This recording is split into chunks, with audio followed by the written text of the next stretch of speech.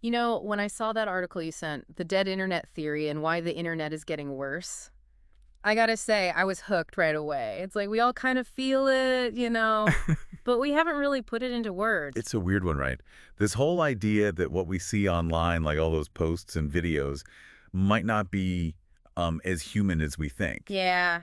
It's kind of creepy when you think about it, like how much of this stuff is even real. So, where do we even start with this whole dead internet thing? Well, the article makes this kind of surprising link to the word spam. And it all goes back to, believe it or not, Monty Python. Okay, now you've got me. Monty Python and the dead internet. Go on. You know that flying circus bit, right? Yeah. The one with the waitress. And all she says is spam over and over again. Oh, yeah. Spam, spam, spam, spam. Classic. It's hilarious, but also kind of gets stuck in your head. Exactly. It's just this repetitive, like unwanted thing. And it's ultimately, well, meaningless. And weirdly enough, that's kind of what happened as the internet grew, you know? Wait, so Monty Python predicted the internet. I mean, they did predict the Ministry of Silly Walks. Huh. Well, maybe not predicted. But that sketch, it really captures this key thing about how online life changed. I mean, think back, the early internet. It was all about connecting with people, sharing ideas, like this amazing utopia. Yeah, you felt like you could connect with anyone, anywhere, as long as they shared your love for like collecting stamps or whatever. Right. But as more people jumped in, it got noisy. And that's where spam took on this whole new life. Chain emails, those annoying forum posts. It was like that Monty Python sketch, but Yeah. like for real.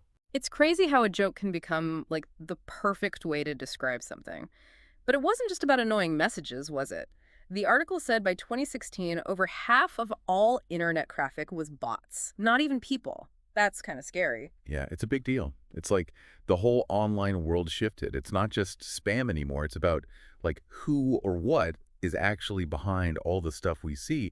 Who are we even talking to? So that's like the core of this whole dead internet theory, right? That what we see online, it's not even really us interacting. It's just like algorithms calling the shots. Exactly. And the article, it really digs into how these algorithms, especially on social media, well, they're all about engagement. See, this is what gets me. So even when we're trying to do something good online, like supporting a creator we like, we might actually be feeding into this thing that makes everything less authentic. Yeah, it's tricky. It's like the algorithms, they just want us to keep scrolling, right? Okay. Click, click, click.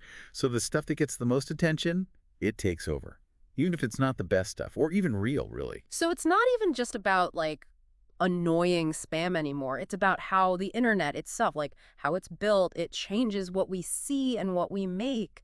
Man, that's kind of wild when you think about it. And what's really interesting here, the article talks about how this affects creators. Yeah. Like they're stuck in this battle for our attention all the time. Yeah. And they have to choose, do they stick to what they care about or do they chase those likes and shares? Yeah. And it makes you wonder, as someone who's like online all the time, are we part of the problem? Like, are we making things worse by, I don't know, just clicking on whatever's the loudest, the most, I don't know, algorithmy?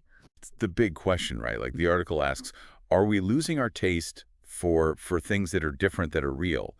Or is there still a way to like break free from that? Makes you think, like, is the internet losing its soul or something? Becoming less about like actual connection and more like just a highlight reel? And here's where it gets even weirder.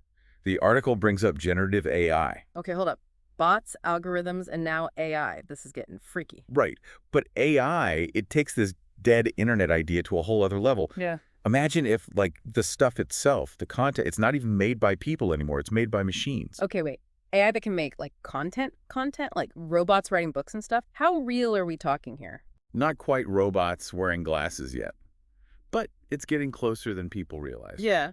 We're talking about AI that can make art, write articles, even music, Hmm. all based on what it's learned. So if AI is the one making all this stuff, what happens to the internet? Like, are we just going to be looking at stuff made by machines? That's the big question, right? This whole dead internet thing. If none of it's, really human anymore, if it's missing that spark, what's even left? kind of a downer, honestly. But didn't the article talk about ways to like fix this? Can we do anything, or are we just, I don't know, stuck along for the ride? It's not hopeless. Yeah. The article talked about a few things. One is regulation, like making rules about how AI can be used to make and share stuff. So like putting some fences up around the AI rodeo. Exactly. Another thing is platforms got to step up.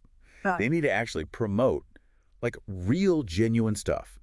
Some of them are trying, using algorithms that actually care about quality, not just clicks. Man, wouldn't that be nice? I'm tired of feeling like I need to fight for my brain cells every time I open Twitter. Right. But honestly, the biggest thing, Yeah. it's on us, the users. Okay, now I'm curious. What can we actually do besides, like, putting down the phone and going outside once in a while? Hey, that's always good advice. But it's bigger than that. It's about, like, really thinking about what we do online.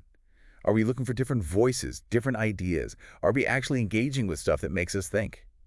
Or are we just, scrolling on autopilot?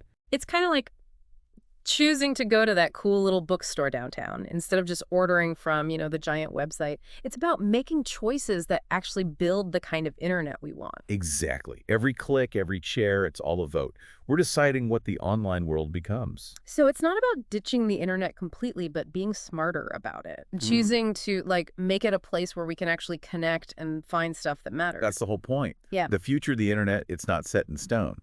What we do today, that's what shapes it. Wow, that's kind of a powerful thought, isn't it? That even with all this, the bots and the algorithms and the AI, we still get a say. Like, our choices actually matter. What's really wild is that this whole dead internet theory, yeah, it's a little creepy, but it's a reminder. The internet, it's a mirror. It shows us the good stuff about being human, the creativity and all that, but it also shows the bad, how easily we can be tricked or manipulated. So maybe it's not about whether the internet is dead or alive. It's about, like, what kind of world do we want to build in this digital space? Yeah. And that's a conversation we all need to be having, whether we're online or, actually hanging out with other humans.